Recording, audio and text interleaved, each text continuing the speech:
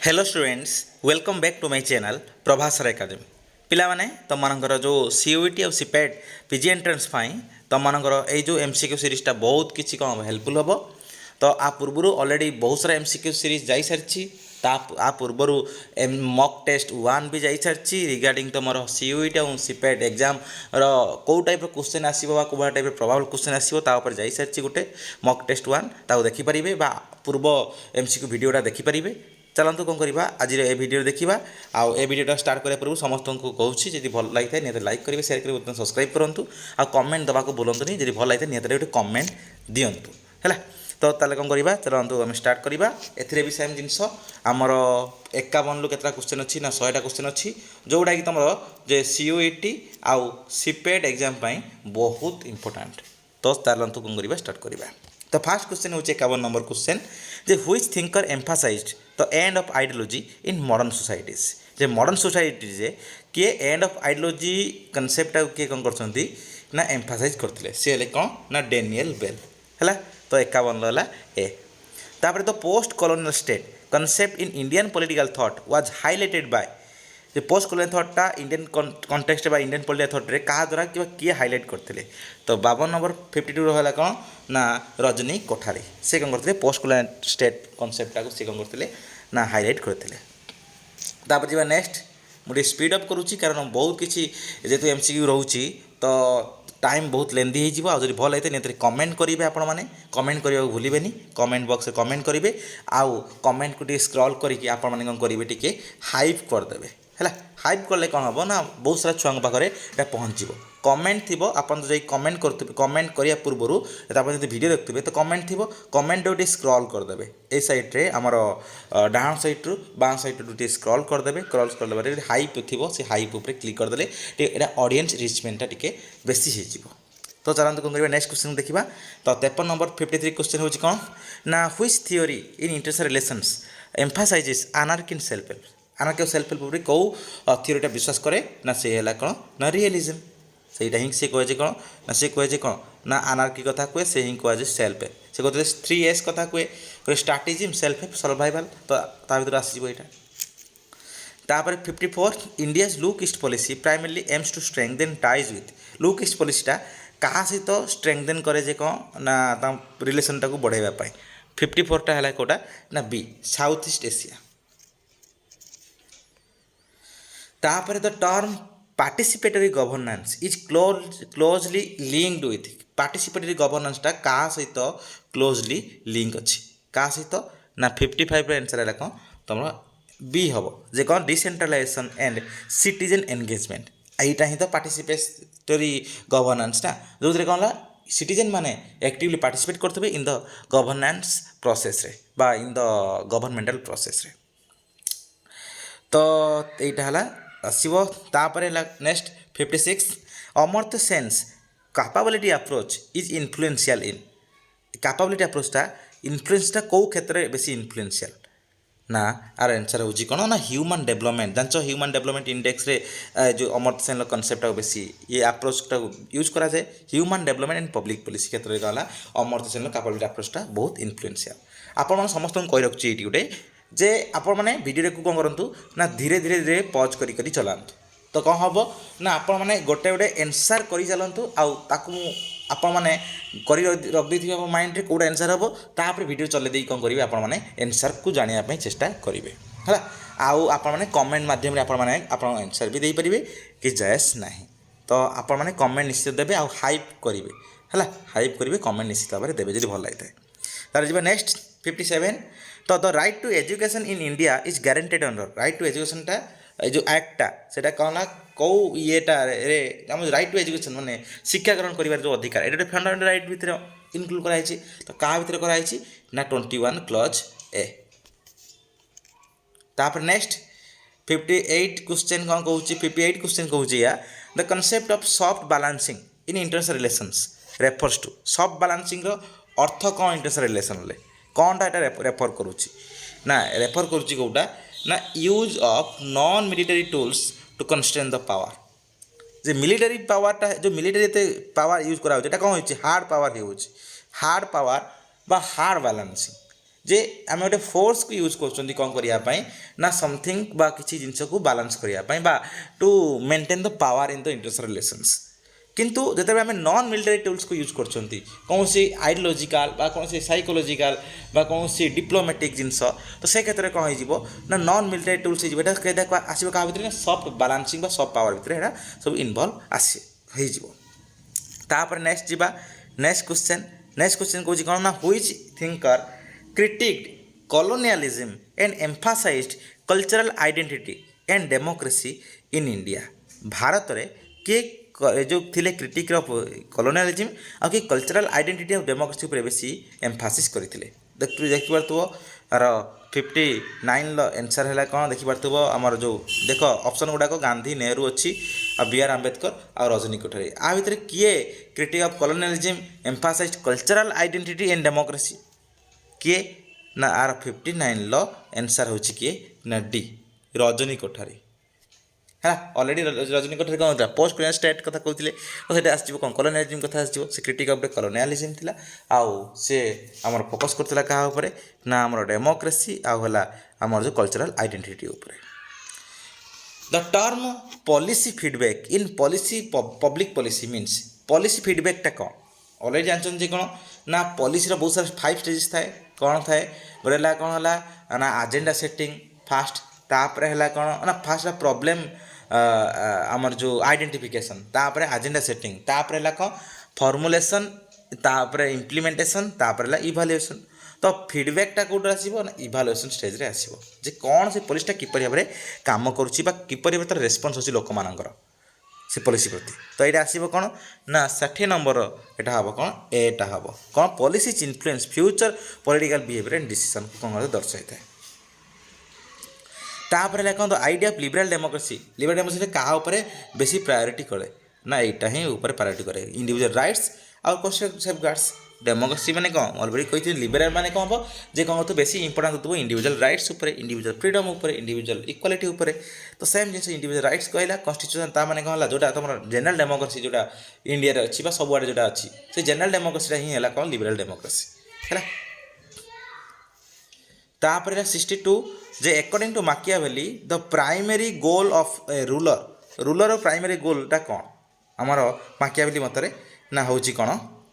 ना 62 हूँ कौन ना बी जे कौन है ना power and stability of the state को स्टेबल करा स्टेटा को और किपर पावर कैप्चर कर पावर को स्टेट को बेसी पावरफुल करा Gandhian economic thought advocates Gandhian economic थॉटटा कहा ऊपर कौन करे ना बेसी फोकस करे कहा ऊपर फोकस करे गांधीयन जो इकोनॉमिक थॉटटा ना सेल्फ रेलिएंट विलेजेस बा स्वराज इकोनॉमी ऊपर बेसी फोकस करे तो 63 हम कौन ना बी है जानस तार self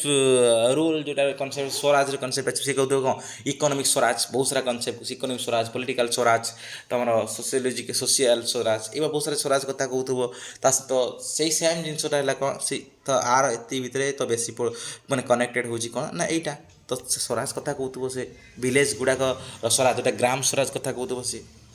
which ideology sees history as a dialectical process driven by material conditions तो यहाँ आखि बुझी आंसर हम कौन मार्क्सिज्म जो मार्क्सिज्म कर तो डायलेक्टिकल प्रोसेस कथा सी बुझी तो मेटेरियल कंडीशन किपर द्वारा कौन हो डायलेक्टिकल प्रोसेसटा कौन कर देखुँ हिस्ट्री को तो तापर कौन 65 the concept of civil liberties primarily protects जे सिविल लिबर्टीटा जो कनसेप्टटा क्या प्रोटेक्ट करता है बेसिकली जे यहाँ ही प्रोटेक्ट करता है कौन ना आमर जो इंडिविजुअल फ्रीडम को फ्रॉम ऑर्बिटरी इंटरफेरेंस जे किए तुम ऊपर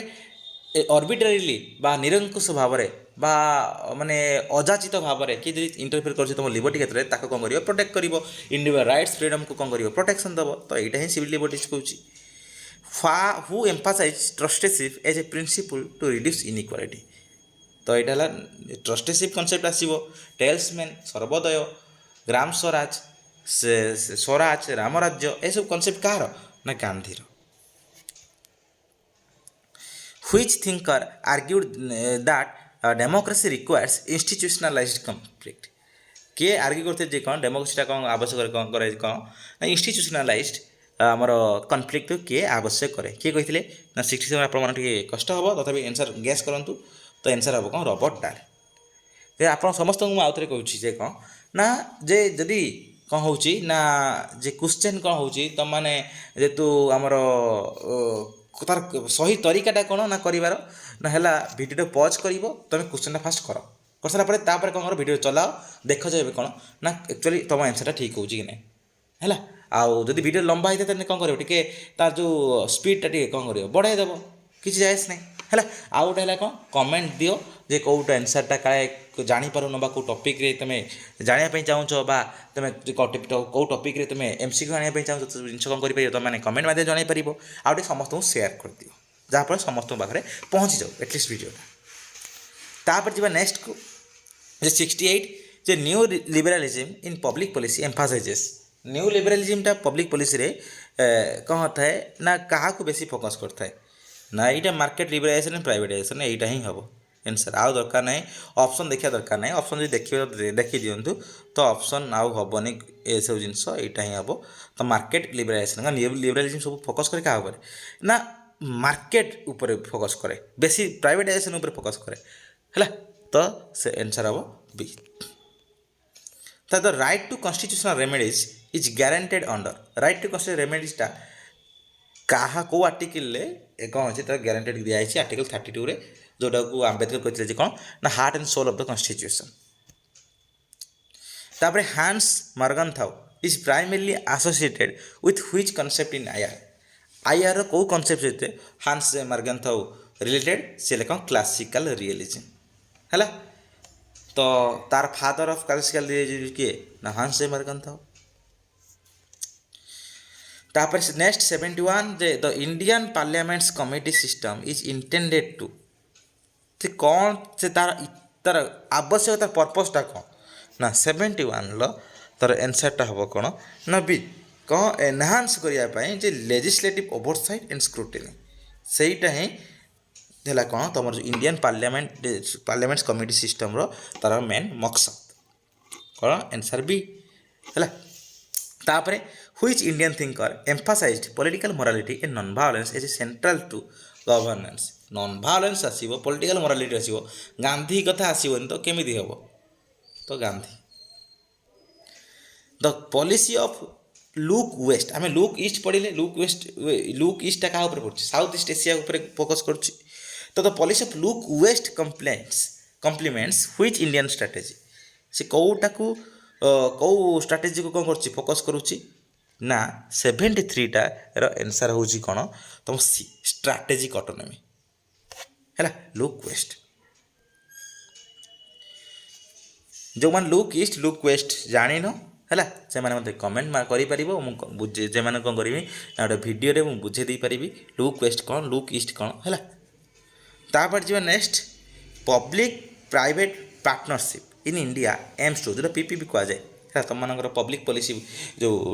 ଥିଲା ସେ ପବ୍ଲିକ୍ ପଲିସିରେ ଦେଖିଦିଅ public private partnership in India AIIMS to କ'ଣ ଏମ୍ସ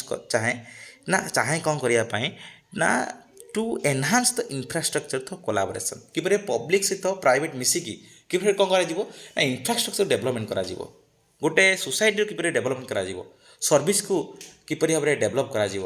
ହେଲା ସେଇ ଉପରେ କ'ଣ ଫୋକସ୍ କରେ। ତ 74ଟା ହେଲା କ'ଣ ନା ବି ଏନହାନ୍ସ କରିବା ପାଇଁ ଇନଫ୍ରାଷ୍ଟ୍ରକ୍ଚର ଥ୍ରୁ କୋଲାବୋରେସନ୍। ତାପରେ which concept emphasizes that state policy should correct historical inequalities historical ଇନିକ୍ୱାଲିଟିଜ୍କୁ କରେକ୍ଟ କରିବା ପାଇଁ ଷ୍ଟେଟ୍ ପଲିସି କ'ଣ କରେ ଏମ୍ଫାସିସ୍ କରେ କେଉଁ ଆମର କନସେପ୍ଟ ଆ ଭିତରେ କ'ଣ କରେ ନା ଫୋକସ୍ କରେ କେଉଁ କନସେପ୍ଟ ନା ଡିଷ୍ଟ୍ରିବ୍ୟୁଟିଭ୍ ଜଷ୍ଟିସ୍। ଯଦି ତୁମର କ'ଣ ହେଲା ନା କିଛି ହିଷ୍ଟୋରିକାଲ ଇନିକ୍ୱାଲିଟିଜ୍ ହେଇଛି ତାକୁ କ'ଣ କରିବ କରେକ୍ଟ କରିବ କାହା ଦ୍ୱାରା ନା ଡିଷ୍ଟ୍ରିବ୍ୟୁଟିଭ୍ ପଲିସି ଦ୍ୱାରା। କାରଣ ଆର ମେନ୍ ଜଷ୍ଟିସ୍ର ମେନ୍ ମକସଦ ହେଉଛି କ'ଣ ମେନ୍ ମକସଦ ହେଉଛି କିପରି ଭାବରେ କ'ଣ ହେବ ଲୋକମାନଙ୍କ ପାଖରେ ପହଞ୍ଚିବ ଜଷ୍ଟିସ୍ ହାଓ କିପରି ଭାବରେ ଇନ୍ ହ୍ୱିଚ୍ ୱେ କିପରି କେଉଁ ୱେରେ ପହଞ୍ଚିବ ହେଲା। ତ ୟା ଉପରେ ଯେହେତୁ ଇଏ ଡିଷ୍ଟ୍ରିବ୍ୟୁସନ୍ ଉପରେ ଫୋକସ୍ କରେ ବେସିକାଲି ଇଏ କରେ ଯେ କ'ଣ ନା ଯେଉଁ ସବୁ ଇନିକ୍ୱାଲିଟିଟା ହେଇଛି ତା ଥ୍ରୋରେ କିପରି ଆଉ ଥରେ କ'ଣ କରାଯିବ ଇକ୍ୱାଲ୍ କରାଯିବ ତ ୟା ଉପରେ ଫୋକସ୍ କରେ କ'ଣ ଡିଷ୍ଟ୍ରିବ୍ୟୁଟିଭ୍ ଜଷ୍ଟିସ୍ ଆରାମସେ ହେବ। Hegel's philosophy influenced which modern political thought କେଉଁ ମଡ଼ର୍ଣ୍ଣ ପଲିଟିକାଲ୍ ଥଟ୍ ଉପରେ ହେଗେଲର ଫିଲୋସଫି କ'ଣ କରେ ନା ଆମର ଇନଫ୍ଲୁଏନ୍ସ ଥାଏ ନା 76ର ଆନ୍ସର୍ ହେଉଛି କ'ଣ ନା ତୁମର dialectical progress of history and the state ହେଲା। ସେ ତ ସେଇ ଡାଇଲେକ୍ଟ୍ରିକ୍ ଯେଉଁ ମାର୍କ୍ସର ଯେଉଁ ଡାଇଲେକ୍ଟ୍ରିକ୍ ଅଛି ସେ କାହା ହାତରୁ ଆଣିଥିଲା କି ଏଇ ହେଗେଲ କତରୁ ହିଁ ଆଣିଥିଲା ନା। ସେ ଆମ ହେଗେଲ କ'ଣ କହୁଛି ନା ହିଷ୍ଟ୍ରିର ଡାଇଲେକ୍ଟ୍ରିକାଲ ପ୍ରୋସେସ୍କୁ ସେ ଦର୍ଶାଉଛି କିପରି ଭାବରେ ହିଷ୍ଟ୍ରି ଚେଞ୍ଜ ହେଉଛି ଥ୍ରୁ ଡାଇଲେକ୍ଟ୍ରିକ୍ସ ହେଲା। ବା ଷ୍ଟେଟ୍ କିପରି ଭାବରେ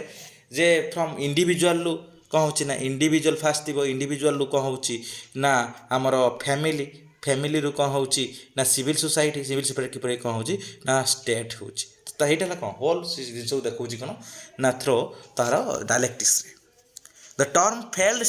ଫେଲ୍ଡ ଷ୍ଟେଟ୍ର ମାନେଟା କ'ଣ ବୁଝଉଛି। ଫେଲ୍ଡ ଷ୍ଟେଟ୍ ମାନେ ହେଉଛି କ'ଣ ନା ତମର ଯେ ହେଲା କ'ଣ weak governance loss of monopoly over the violence ଚାଲୁଥିବ କିନ୍ତୁ କୌଣସି କଣ୍ଟ୍ରୋଲ ହେଉନଥିବ, ଗଭର୍ନାନ୍ସ ପରେ ଜିରୋ ଥିବ, ସେଠି ଠିକ୍ ଭାବରେ ମ୍ୟାନେଜମେଣ୍ଟ ହେଇନଥିବ, ସେଇଟା କୁହାଯାଏ ୱିକ୍ ଗଭର୍ନାନ୍ସ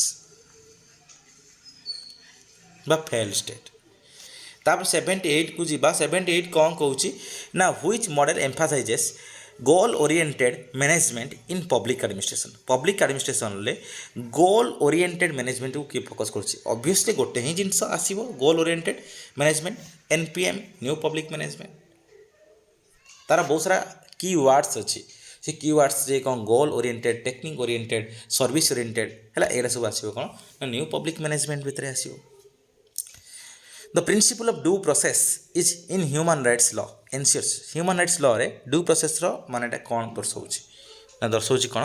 ना legal fairness and protection of individual rights एटा को दर्शाଉଛି। तो Samuel Huntington's clash of civilization, Samuel Huntington लो जो क्लास ऑफ सिविलाइजेशन टा है से कहा को फोकस करूची प्राइमरी डील्स अछि ना कल्चरल एंड सी जो civilisational fault lines in global politics है ସେଇଟାକୁ ସେ ଦେଖାଉଛି କ'ଣ ନା ୱାର୍ଲଡରେ ବର୍ତ୍ତମାନ ସାରା ସିଭିଲାଇଜେସନ୍ ଭିତରେ କ'ଣ ହେଉଛି ଗୋଟେ କ୍ଲାସ୍ ଚାଲିଛି, କନଫ୍ଲିକ୍ଟ ଚାଲିଛି ହେଲା, ଯେଉଁଟା ହେଲା କଲଚରାଲ ବେସିସ୍ରେ ବା ସିଭିଲାଇଜେସନ୍ ବେସିସ୍ରେ। ତ Indian Panchayat Raj system Indian panchayat ସିଷ୍ଟମ୍ଟା ଷ୍ଟ୍ରେଙ୍ଗଦେନ୍ କାହାକୁ କରୁଛି ନା ଲୋକାଲ୍ ଗଭର୍ନାନ୍ସ ଆଣ୍ଡ ଡିସେଣ୍ଟ୍ରାଲାଇଜେସନ୍ ପ୍ରୋସେସ୍କୁ କ'ଣ କରୁଛି ସେ ବେଶୀ ଷ୍ଟ୍ରେଙ୍ଗଦେନ୍ କରୁଛି ହେଲା। 81B who argued that democracy must balance majority rule with minority rights। କିଏ କହିଥିଲେ ନା ମେଜରିଟି ରୁଲ୍ ଉପରେ ଆମର ମାନେ ମାଇନରିଟି ରାଇଟ୍ସ ଉପରେ ମେଜରିଟି ରୁଲ୍ କ'ଣ କରିଥାଏ ବାଲାନ୍ସ କରିଥାଏ। କିଏ ନା ୱିଥ୍ ମାନେ ମେଜରିଟି ମାଇନରିଟି ସହିତ ମେଜରିଟି କ'ଣ ହୋଇଥାଏ ପୁରା ବାଲାନ୍ସ ଚାଲିଥାଏ ଡେମୋକ୍ରେସିରେ। କିଏ କହିଥିଲେ ଏଇଟା ରବର୍ଟ ଡାଲ୍। ପଲିଟିକାଲ କନଭର୍ଜେନ୍ସ ମାନେ କ'ଣ ମନେ ରଖିବ। ଏଇସବୁ କ୍ୱେଶ୍ଚନ୍ ଗୁଡ଼ାକ ବହୁତ କନସେପ୍ଚୁଆଲ୍ କ୍ୱେଶ୍ଚନ୍, ଏଗୁଡ଼ା ବୁଝିବାକୁ ପଡ଼ିବ ତୁମମାନଙ୍କୁ ହେଲା। ତ ଯେହେତୁ ଏଠି କ'ଣ ହେଉଛି ନା ଯେହେତୁ ବୁଝେଇଲେ ତ ବହୁତ ଟାଇମ୍ ଲେନ୍ଦି ହେଇଯିବ ଭିଡ଼ିଓଟା, ସେଥିପାଇଁ କ'ଣ କରୁଛି ନା ତୁମମାନଙ୍କୁ ଯେତେ ଶୀଘ୍ର ସାରିବା ପାଇଁ ଚେଷ୍ଟା କରୁଛି। ତ ତୁମମାନେ କ'ଣ କରିପାରିବ ଗୁଗୁଲରେ ସର୍ଚ୍ଚ କରିପାରିବ, ନହେଲେ କମେଣ୍ଟ ମାଧ୍ୟମରେ ଜଣାଇପାରିବ। ତ ନିହାତି କମେଣ୍ଟ ଦିଅନ୍ତୁ ନିହାତି ଭାବରେ ଭଲ ଲାଗୁଛି କି ନାହିଁ, କଣ୍ଟିନ୍ୟୁ କରିବା କି ନାହିଁ। ତ ପଲିସି କନଭର୍ଜେନ୍ସ କାହାକୁ ରେଫର କରୁଛି ନା 83 ହେଉଛି କ'ଣ ତୁମର ଦ ପଲିସିଜ୍ ଇଭଲ୍ଭିଂ ଟୁ ସିମିଲର ଷ୍ଟାଣ୍ଡାର୍ଡସ୍ ଏକ୍ରସ୍ ଦ ଗଭର୍ଣ୍ଣମେଣ୍ଟସ୍ ଅର୍ କଣ୍ଟ୍ରିଜ୍ ହେଲା। Which international body can impose sanctions on human rights violation। एटा ही गोटे ही आमर किए ह्यूमन राइट्स भायोलेसन द्वारा किए इम्पोज करि परिबो सैंक्शन लगे परिबो ना सी है यूएन सिक्योरिटी काउंसिल है यूनाइटेड नेशन सिक्योरिटी काउंसिल।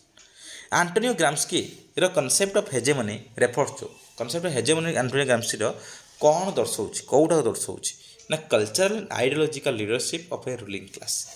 किपरि भाबरे रूलिंग क्लास रे अच्छी से किपरि भाबरे तार कल्चरल और आइडियोलॉजिकल डोमिनेशन रखुची समाज रे। तापर 86 who emphasis dharma is the basis for just rule in India. धर्मटा की फोकस करछि धर्मानुशासन आमर जो ये कौटिल्य।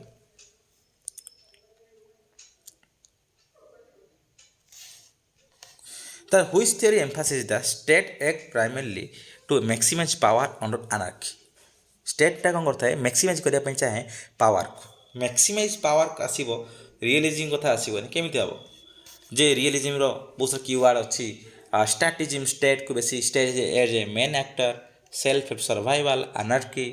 नेशनल इंटरेस्ट है यही सब जिन जो आम कौन कहता वार इज इनएविटेबल है वार्टा जहाँ हम माने हम स्टेट भितर है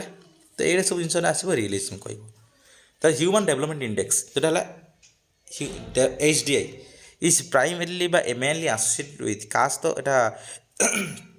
ଆସୋସିଏଟ୍ ହେଇଥାଏ ନା ସେଟା ୟୁନାଇଟେଡ଼ ନେସନ୍ ଡେଭଲପମେଣ୍ଟ ପ୍ରୋଗ୍ରାମ ସହିତ କ'ଣ ହେଇଥାଏ ନା ଆସୋସିଏଟେଡ଼ ହେଇଥାଏ UNDP ସହିତ। ତାପରେ which thinker critic colonial administration and emphasis democracy and social justice in India ଯେ କିଏ କ'ଣ କରିଥାଏ ନା କଲୋନିଆଲ ଆଡମିନିଷ୍ଟ୍ରେସନ୍ ଏଇଟା ଅଲରେଡ଼ି ଯାଇସାରିଛି ରିପିଟ୍ ହେଇଯାଇଛି ତ ରଜନୀ କୋଠାରୀ ହେବ ଆନ୍ସର୍ ହେଲା। ହୁଇଚ୍ ପଲିସି ଆପ୍ରୋଚେସ୍ ଏ ଯେଉଁ ଏମ୍ଫାସାଇଜେସ୍ ଯେ କ'ଣ iterative evaluation and learning over fixed planning उपरे किए फोकस करुच्ची iterative evaluation and learning over fixed planning किए ना फोकस करा ना incrementalism. The concept of democratic peace theory आसो किए किए ना आमर सब बड़ जिन सब डेमोक्रेटिक पीस थ्योरी भितर आसो माइकल डोवेल है आमर माइकल डोवेल आसो इमानुएल कांत आसो ये सब एम आसवे कौन ना डेमोक्रेटिक पीस थ्योरी भितर है माइकल डोवेल इमानुएल कांट है आसवे तो किए ये कौन फोकस कर कौन ना डेमोक्रेसी माने परस्पर सहित कदापि भी वार लगती ना बहुत रेयर कंडीशन थाए यहाँ ही कहते डेमोक्रेसी माने निज निज सहित जे वार लगे चेष्टा करती ना जे वार खाए क्या भितर ना डेमोक्रेसी सहित माने गोटे सिस्टम सहित अदर सिस्टम कि डेमोक्रेसी सहित कदापि भी वार लगती ना है democracy do not go for war with each other rarely माने बहुत कम बहुत माने पूरा लो चांस थाए जे कौन से माने वार लगती यहाँ ही माने